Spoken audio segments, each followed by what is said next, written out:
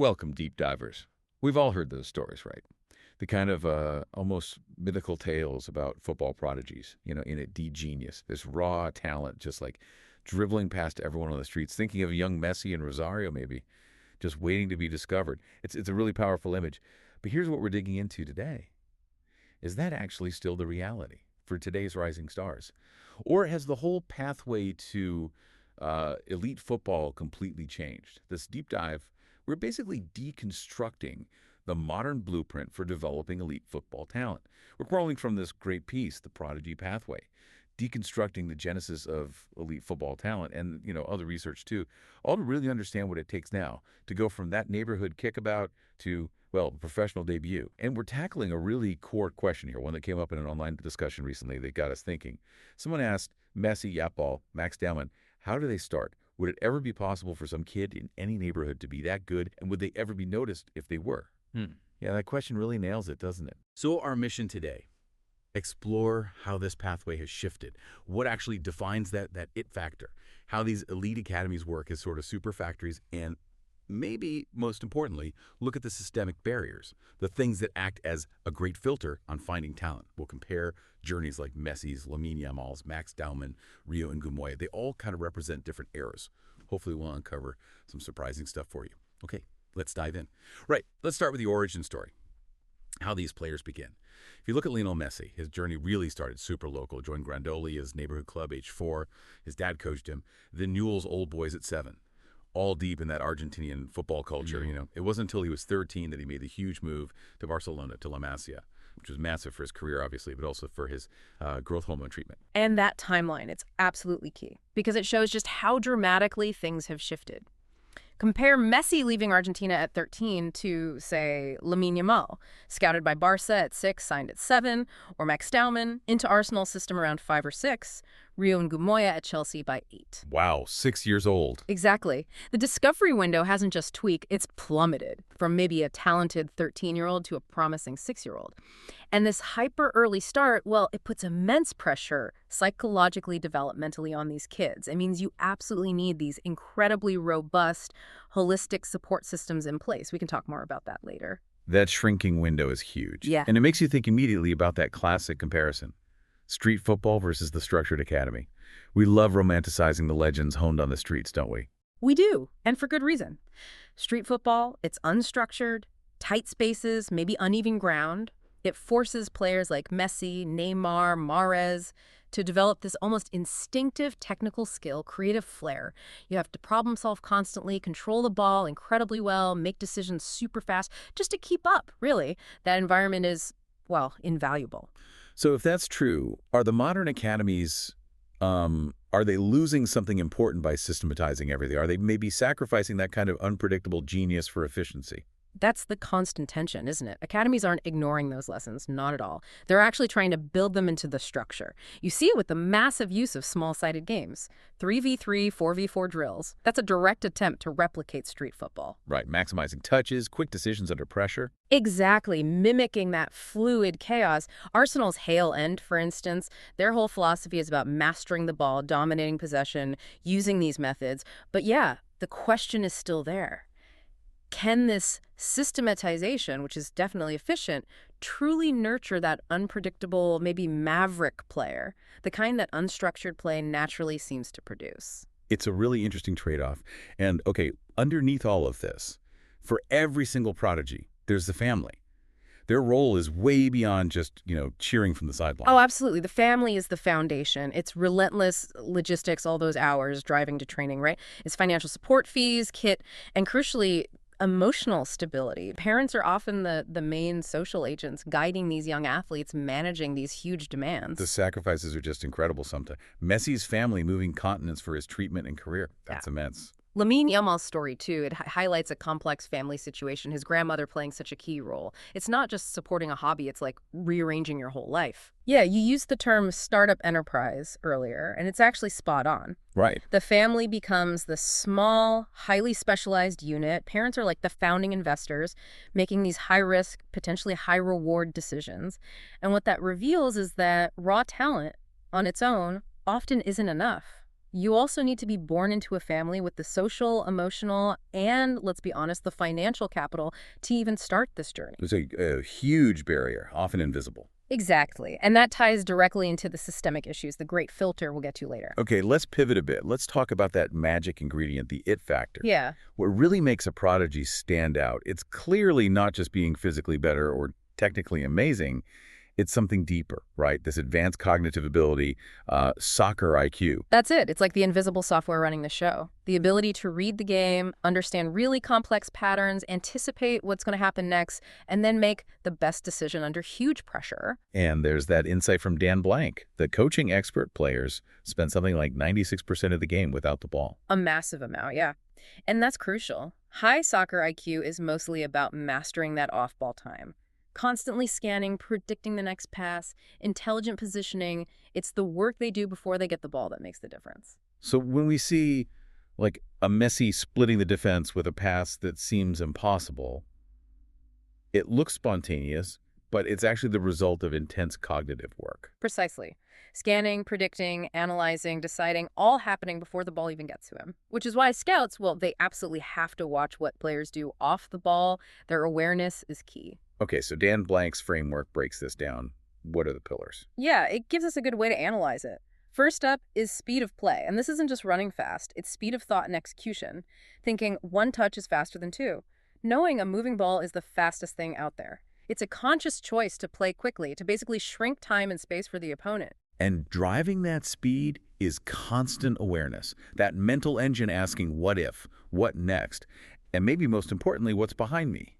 That constant scanning, head on a swivel. Exactly. Gathering info before you need it so you can act faster than the defense can react. It makes sense. What else? Then you've got mastery of passing and receiving. Seems basic, but the details matter. Receiving the ball on the foot furthest from the defender buys you time. Passing to a teammate's proper foot sets them up instantly.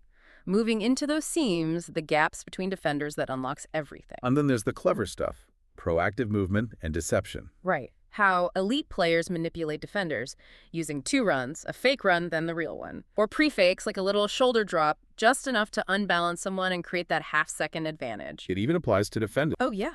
Intelligent defending. Tactical smarts. Positioning yourself to force an attacker onto their weaker foot. Cutting off the return pass to win the ball back quickly and maybe start a counter. If you look at all these together, they form this kind of cognitive loop. Scan, anticipate, decide, execute, move.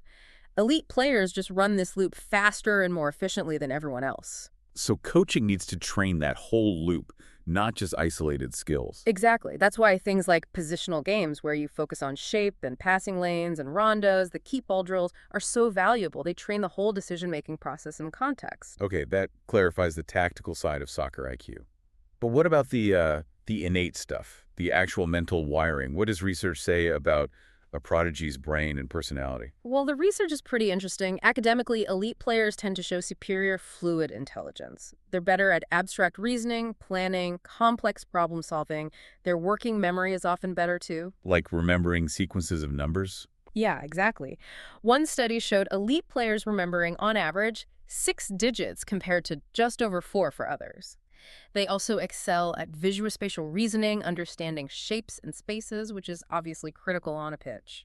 And personality-wise. Does the Big Five model tell us anything? It does. Using those broad traits, conscientiousness, extroversion, openness, neuroticism, agreeableness prodigies generally score higher on conscientiousness, meaning they're disciplined, organized, higher on extroversion, often more outgoing, and higher on openness, so curious, imaginative.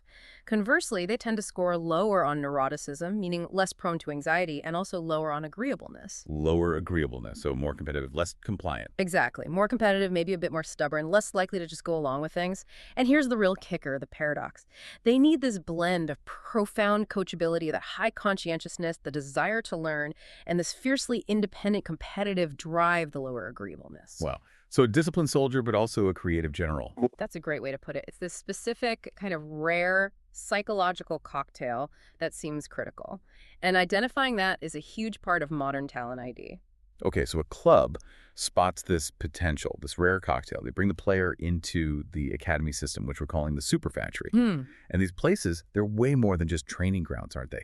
They're these like holistic environments designed to manage every single aspect, technical, tactical, physical, Yeah. psychological, even education. Absolutely. And this superfactory approach, it's not just about being thorough. It reflects this huge desire for certainty and talent development. It's almost an attempt to industrialize the discovery of talent. If you look at Arsenal's Hale End, for example, it's got this highly specialized structure, an academy manager per Mertesacker currently overseeing everything, then head coaches for every single age group, U9 right up to U21. And even within those groups, you have coaches specializing in team tactics, others on individual technique, others focusing just on decision making. It sounds like a finely tuned machine. Arsenal has their strong young gunners philosophy, right?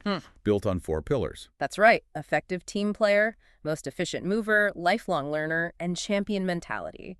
And then they use individual development plans, IDPs, to tailor everything for each player based on those pillars. But does this extreme optimization, this focus on minimizing risk, does it risk squeezing out that maverick quality, the Messi type who maybe didn't fit the mold perfectly early on? That is the fundamental tension, yes. The academy functions almost like a hyper-specialized university. It has its own philosophy, its faculty, curriculum, individualized plans. It's incredibly comprehensive. But it definitely raises that question. Can such a structured system fully nurture a true outlier? Someone whose genius maybe lies outside the defined pathways. And for those really exceptional talents within the system, a key strategy is fast tracking. Why do they do that? Why push them so hard so young? Fast tracking is basically moving a prodigy up to play with much older age groups. It's done to match their advanced ability level, accelerate their development, and crucially, prevent them from stagnating. If a player is miles ahead of their peers, keeping them there isn't challenging them. It's about aligning the challenge with their actual ability, not just their birth year. Keep them stimulated, keep them pushed. And we see this happening quite aggressively now. Max Dowman at Arsenal U18s at 13, UEFA Youth League and PL2 at 14, Premier League debut at 15, Lamine Yamal at Barcelona, a similar incredibly rapid rise. Huh. But this must be incredibly high stakes. What are the risks involved in pushing kids that fast? Oh, immensely high stakes. The risks are significant. Physical overload is a big one. Psychological burnout is another major concern. And social isolation, being so much younger than your teammates, these are very real dangers. That's why it absolutely requires this holistic, multidisciplinary approach. Sports scientists, psychologists, player care staff, they all have to be involved, constantly assessing if the player is mentally and physically ready for each step up. So a successful fast track is a win for the whole system. Exactly. It's a triumph of that integrated support. But a failed fast track, that's a catastrophic system failure. It impacts the player hugely, obviously, but also the club's reputation, their investment. And to manage these risks, the academies have this amazing support matrix. Yeah. You mentioned player care, safeguarding, education. It's a whole wraparound system. It really is. And there's a huge focus now on mental performance. Dedicated sports psychologists, specialist coaches helping players develop skills like managing pressure, maintaining focus, building resilience, confidence, goal setting. Mental toughness is seen as a massive differentiator. This is all combined with sophisticated sports science, using GPS tracking to monitor every meter run in training, analyzing workload data to optimize performance, and crucially, mitigate injury and burnout risks. I heard about scouts even deliberately causing a mistake in a drill just to watch how a young player reacts emotionally. Yes, that level of scrutiny exists. It's about understanding the whole picture. How do they handle adversity? How quickly do they problem solve? And it's not just football. There's real emphasis on education too, right? A plan B. Definitely. Strong collaborations with schools, tailored educational pathways. Providing that crucial Plan B is part of the duty of care. Plus, mentorship programs like Declan Rice, mentoring Max Dowman that provides invaluable real-world guidance. So thinking bigger picture, what does all this investment mean for the clubs? Ultimately, this entire support structure is a sophisticated form of risk management. Clubs are pouring huge resources, making long-term bets on these young players.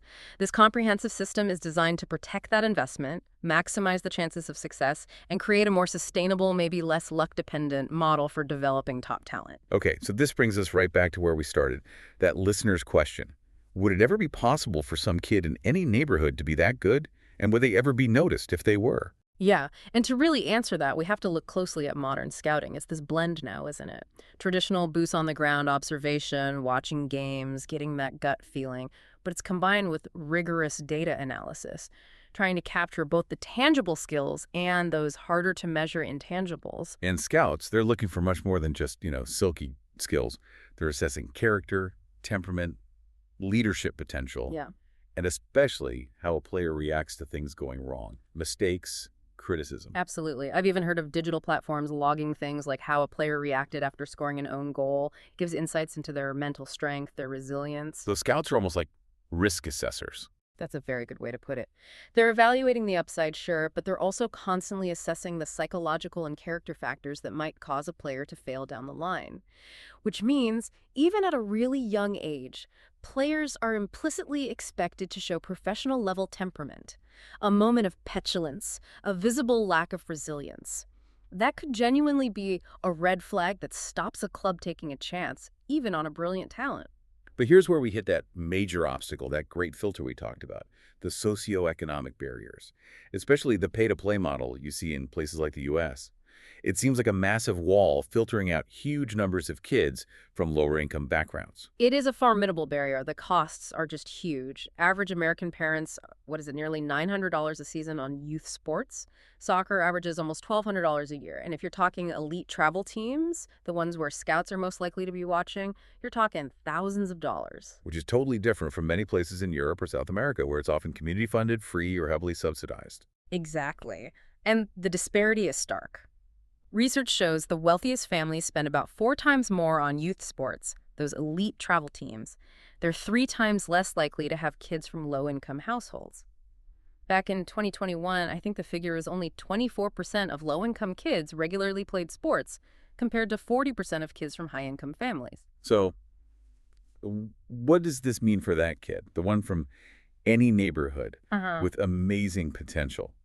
It paints a pretty bleak picture for answering our listener's question. It does. Unequivocally, the pay-to-play system acts as a kind of socioeconomic pre-scout. Your family's income level becomes a primary filter before your talent even gets a look in. It largely determines whether you even get access to the competitive environments where the scouts are actually looking. The system, as it stands in many places, is inherently biased, and that means we're losing an immeasurable amount of potential talent simply because kids come from disadvantaged backgrounds. So, to put it bluntly, that kid from any neighborhood, no matter how good they are, they're probably not going to get noticed if they can't get into that expensive ecosystem. The odds are heavily stacked against them, yes.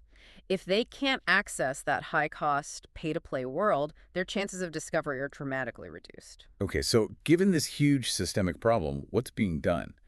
Are there initiatives trying to level the playing field at all? Thankfully, yes, there are efforts. You see things like free-to-play models emerging, scholarship programs, the Open Goal Project, the Edgar Family Foundation are examples. They directly tackle that cost barrier. And there are also community programs, right?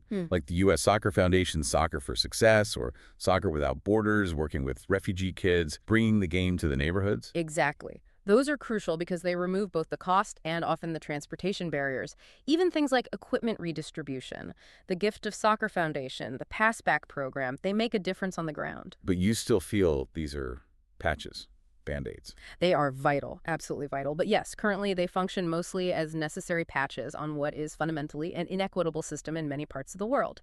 They address symptoms, but maybe not the root cause. So if these are just patches, what would it actually take to really level the playing field? What's the bigger shift needed? Well, I think truly leveling the playing field needs more than just charities and local initiatives, however great they are. It really requires a kind of philosophical shift in how we fund and structure youth sports at a national level. A shift towards ensuring that talent, genuine potential, is the main determinant of opportunity, not how much money your parents have. It's about maybe viewing access to youth sports and the development opportunities they bring as more of a fundamental right for kids rather than a consumer good or a luxury. #TechHatOutro. So there you have it. The journey from that neighborhood kickabout to a pro debut. It's transformed. It's now this incredibly structured, intense, systematically managed process. The modern Prodigy blueprint is, well, it's complex. It needs that innate ability, yes, but also the right early environment, that sophisticated academy acceleration, and crucially, access to the whole system. And despite all the science, all the structure, that great filter of socioeconomic barriers, it's still very much there. That kid in any neighborhood, however brilliant they might be, they're still facing huge odds of ever being discovered if they can't break into that expensive ecosystem where the scouts are looking. Which leaves us with a really thought-provoking question, maybe something for you to ponder after this.